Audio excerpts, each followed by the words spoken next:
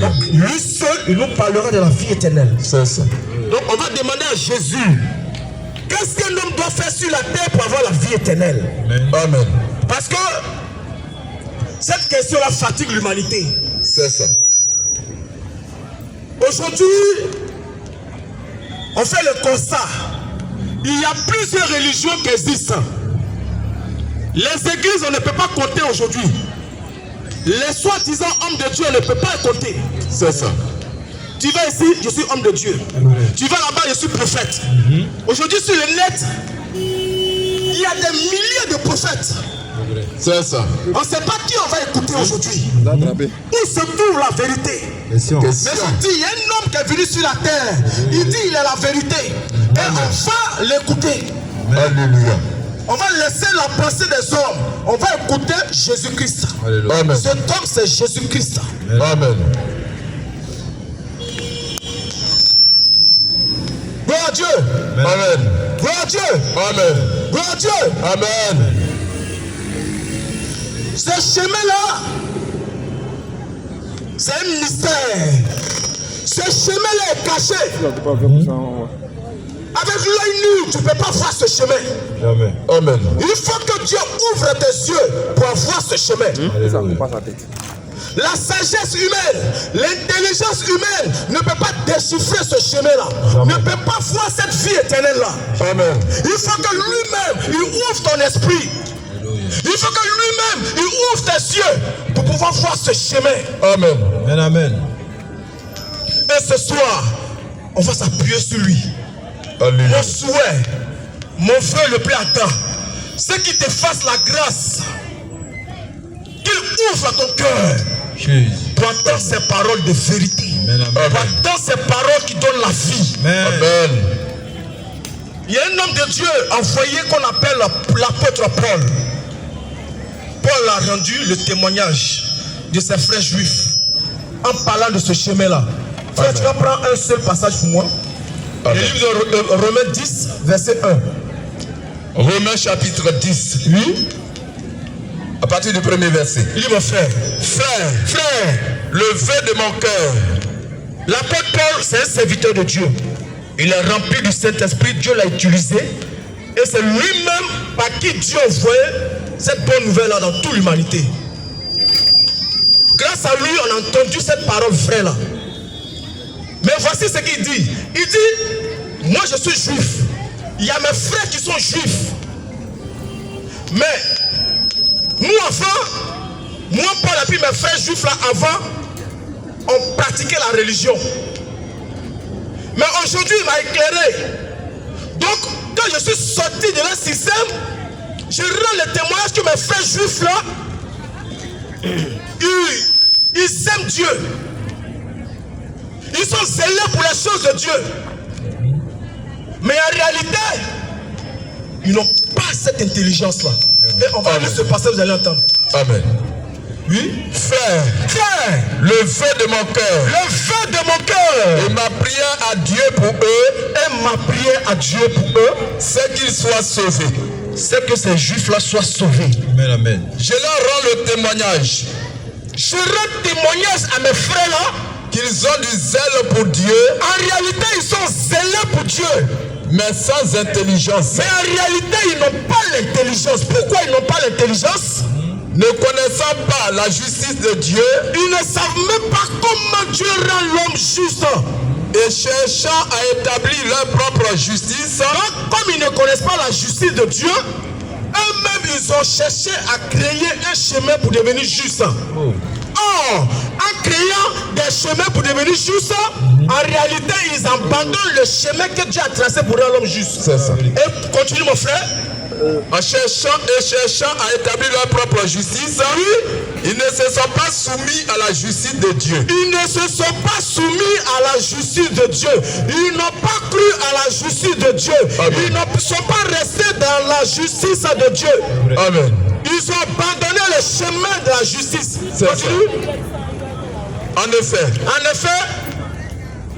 car Christ est la fin de la loi pour la justification de tous ceux qui croient. C'est ça. Alléluia. Donc, le chemin que Dieu a tracé pour rendre l'homme juste, que quand tu rentres dans ce chemin, automatiquement la loi prend fin pour toi. Amen.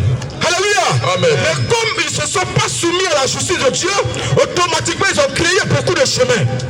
Alléluia. Alléluia. Amen. Ils ont créé plusieurs chemins. C'est cela. Et on va citer ces chemins-là. Amen. C'est pourquoi aujourd'hui, quand tu vas dans une église, une soi-disant église, une dénomination, on te dira que parler au ciel, il faut bien te comporter. Ça, c'est un chemin. Amen. Qui n'a rien à voir avec le chemin. Quand tu attends quelque part là-bas, pour aller au paradis, il faut respecter la loi de Dieu. Ça, c'est un chemin. C'est ça. Quand tu vas plus loin, on te dit quelque part là-bas, pour aller au paradis, Dieu va envoyer un prophète. Il faut croire à ce prophète pour avoir la vie éternelle. Ça, c'est un chemin. C'est ça. Alléluia. Amen. Il y a plusieurs chemins. On ne pourra pas citer. Amen. Et il y a un seul chemin qui est le chemin de la vérité. Alléluia. Quand tu es dans ce chemin, quand tu es dans cette vérité, automatiquement tu as la vie éternelle. Amen. Et la loi prend fin pour toi. Amen. Pourquoi Dieu a envoyé ce chemin-là? À cause de quoi Dieu a envoyé ce chemin?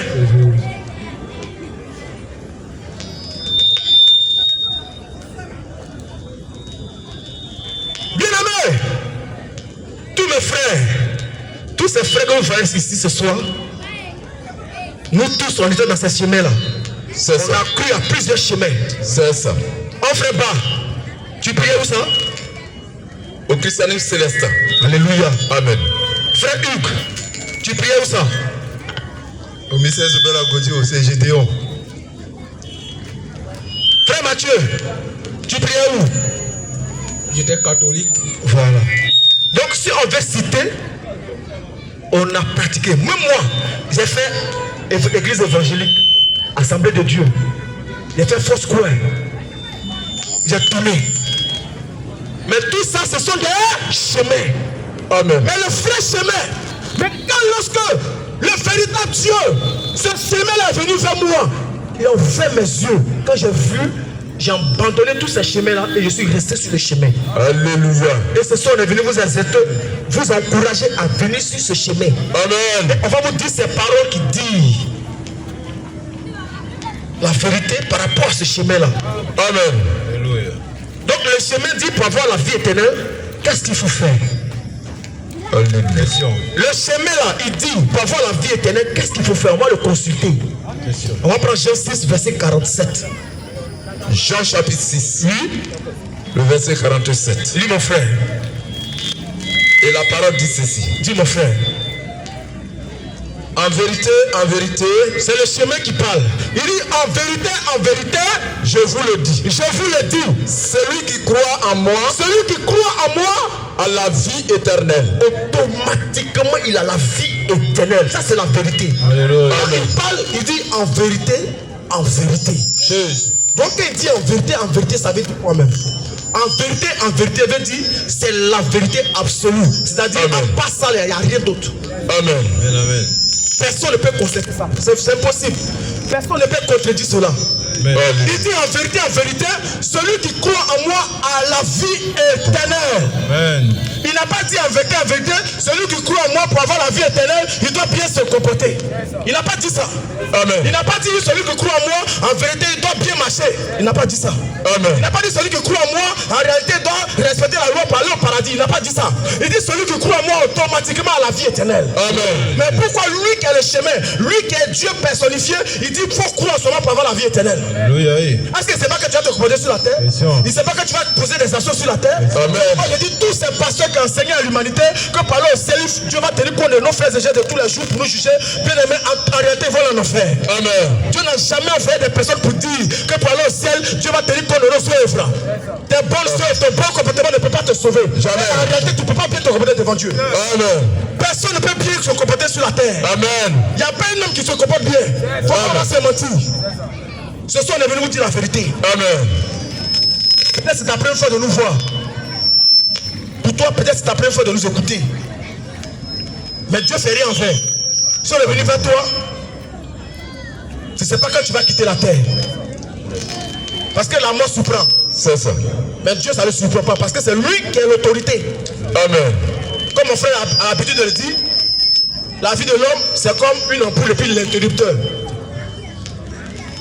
Le maître de la maison, c'est Dieu. Quand il vient,